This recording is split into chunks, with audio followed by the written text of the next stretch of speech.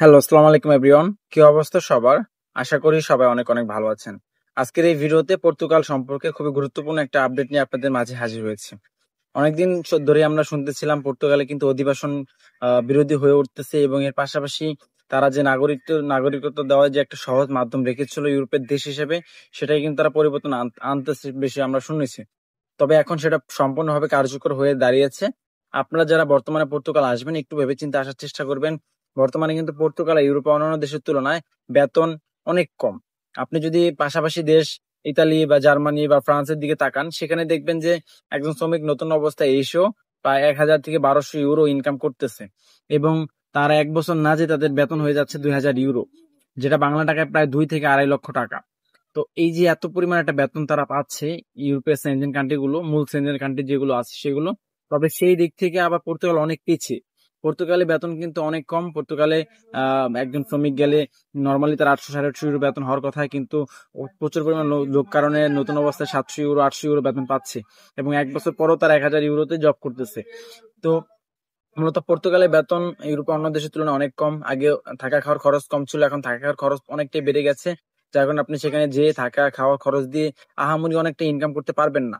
তো তারপরও অনেক মানুষ সেখানে গিয়েছে, আগেও এরকমই ছিল। অনেক মানুষ গিয়েছে। এর কারণ ছিল পর্তুগালে যদি কষ্ট করে ৫টা বছর থাকা যায় তাহলে সেখানে গিয়ে যাওয়ার পর সেখানকার নাগরিকত্ব নেওয়া যায়।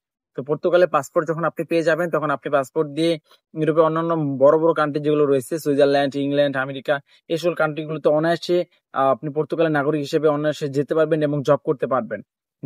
তখন আপনি ৪ লাখ ৫ লাখ টাকা বেতনে জব করতে পারবেন। তো অনেকেই এই যে উচ্চ ভবিষ্যতে আশায় পর্তুগালে থেকেছে। তবে এখন কিন্তু সেই সুযোগটা আর নেই। বর্তমানে আপনি যদি পর্তুগাল যান, সেক্ষেত্রে আপনাকে জানতে হবে এখন কিন্তু আর ৫ বছরে আপনি নাগরিকত্ব পাবেন না। আপনাকে যদি পর্তুগালের নাগরিকত্ব পেতে হয় তাহলে আপনাকে একদম কম করে হলেও ১০ বছর সেখানে থাকতে হবে এবং ১০ বছর থাকার পর আপনি পর্তুগালের পাসপোর্টের জন্য এপ্লাই করতে পারবেন। তো সেই পাসপোর্ট পেতে আপনার আবার ১-১.৫ বছর সময় লেগে যাবে। তো পর্তুগালে আগে কিন্তু পাসপোর্ট ৬ মাসের মধ্যে চলে আসতো। এখন সময় লাগতেছে ১০ বছর। তারপরও পাসপোর্ট আসতে ১-১.৫ বছর সময় লেগে যাচ্ছে। তো এই যে একটা ১২ বছরের একটা ধাক্কা, এই ধাক্কা কিন্তু ১২টা বছর যদি আপনি সেই পর্তুগালে কম বেতনে কাজ করে কাটিয়ে দেন, সেটা কিন্তু আপনার জন্য ক্ষতি বা লস। সেজন্য আমি আপনাদেরকে বলব, আপনারা যারা পর্তুগাল আসতে চাচ্ছেন অবশ্যই ভেবেচিন্তে তারপরে পর্তুগাল আসেন। কারণ আপনি ৫ বছর কনসিডার করতে পারবেন, কিন্তু ১০-১২ বছর এটা কিন্তু অনেকটা হিউজ পরিমাণ। এই ১০-১২ বছর আপনি যদি ইউরোপে একটা ভালো কান্ট্রিতে কাটিয়ে দেন, সেক্ষেত্রে এই ১০-১২ বছর আপনি আপনার লাইফ সেট করে দেশে ফেরত আসতে পারবেন। তো সেই দিক থেকে বিবেচনা করে অবশ্যই আপনাদেরকে বর্তমানে পর্তুগালে আসা উচিত। পর্তুগালের নাগরিকত্ব আইনটা যে পরিবর্তন আনা হয়েছে, ১০ বছরে তাদের পাসপোর্ট দেওয়ার যে এইটা, এটা মূলত যাতে বিভিন্ন দেশ থেকে যে অধিবাসীরা আসতেছে বা বিভিন্ন দেশ থেকে যারা এসে পর্তুগালে অনায়াসে নাগরিকত্ব নিচ্ছে, এই যে ধারাটাকে তারা প্রতিহত করার জন্য এই আইনটাকে তারা করেছে। এছাড়াও কিন্তু আরো অনেক আইন রয়েছে। আপনি যে ১০ বছর থাকলেই পর্তুগাল নাগরিকত্ব পাবেন, বিষয়টা কিন্তু এরকম না।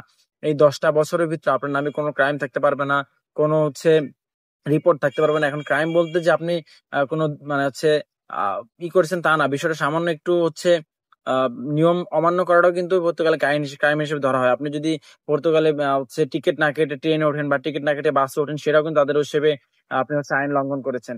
তো এই বিষয়গুলো মাথায় রেখে তারপরেই আপনারা পর্তুগালের জন্য ফাইল জমা করবেন। তো আশা করি বিষয়টা আপনাদের উপকারে আসবে। আর যারা এই বিষয় সম্পর্কে আগেই জেনেছেন তারা অবশ্যই কমেন্টে জানাবেন।